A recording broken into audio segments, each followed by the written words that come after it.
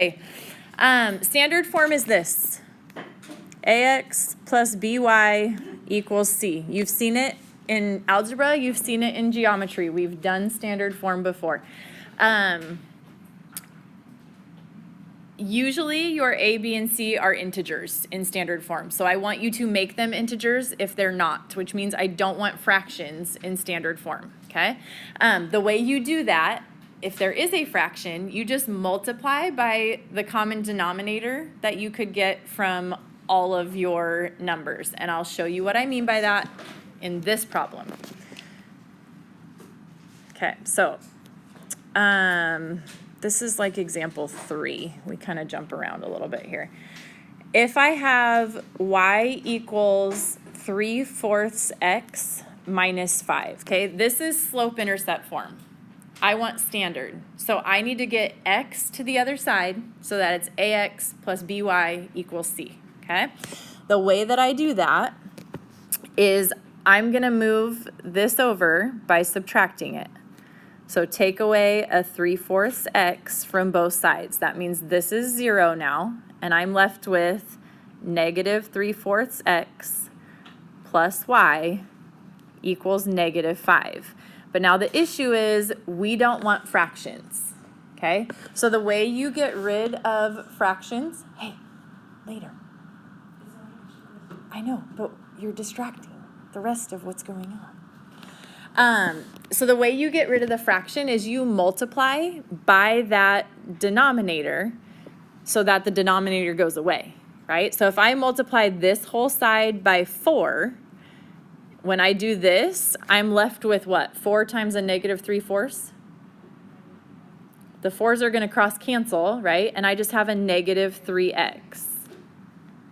Okay? But then I have to multiply the 4 by the y also. So negative 3x plus 4y. Okay? And here's where you're going to be a little tempted to not finish off the problem. You don't just multiply that one side, you multiply both sides, right? Whatever you do to one side, you got to do to the other. So you need to multiply this side by 4 also. So that's going to be a negative 20, and that is your standard form. You had a fraction, and you can't have a fraction. So to get rid of that fraction, multiply by that denominator, but everything gets multiplied by that denominator. Okay? Okay, what about this one? Yeah. Couldn't you what? You could multiply it by negative 4 and you'd end up with 3x minus 4y equals 20, which is also correct. Yeah. Okay. So what about this one? Y equals 9.1x plus 3.6, okay? We want integers. We don't want fractions. We don't want decimals. We want integers in standard form. So the first thing we're going to do is we're going to move the 9.1 to the other side, 9.1x. Okay, so you have negative 9.1x plus y equals 3.6, but we don't want decimals. So how can we get those decimal points out of there? What could you multiply everything by?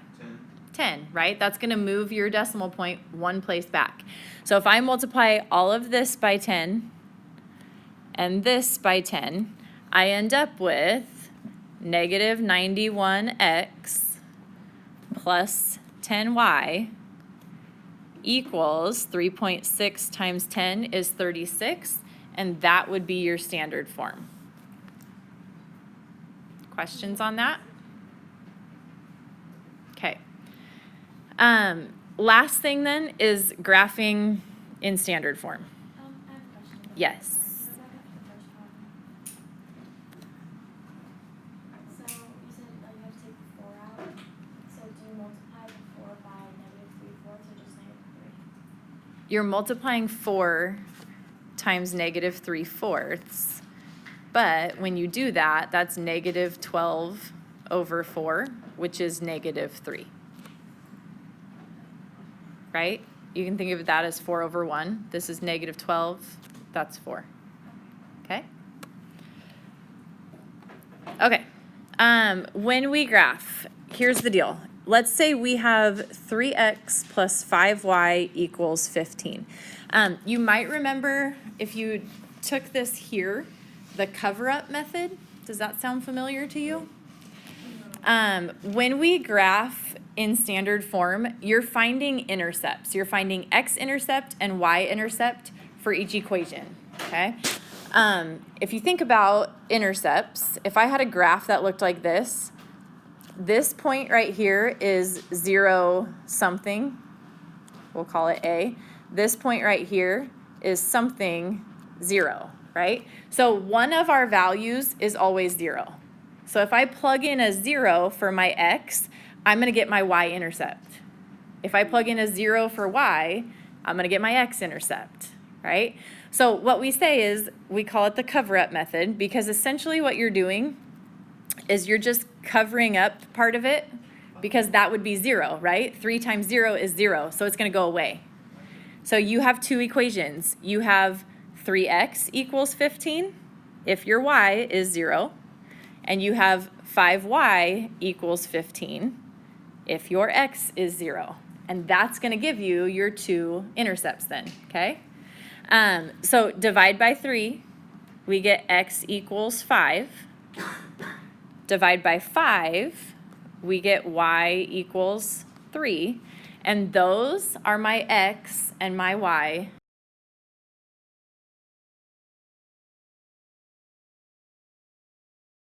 Hello. This is the most disjointed lesson ever. Okay, so when you graph this, you just found your two intercepts, right? Your x-intercept and your y-intercept. If you plot it, okay, your x equals 5. That is your x-intercept. So you're going to go on your x-axis, 1, 2, 3, 4, 5, okay? Hey, come back to me. Your y-intercept is 3, so on your y-axis, you're going to go 1, 2, 3. Draw that in.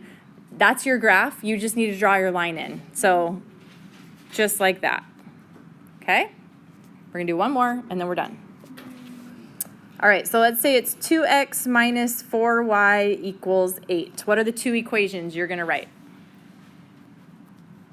Negative 4y equals 8 and 2x equals 8. Right, so 2x equals 8, negative 4y equals 8.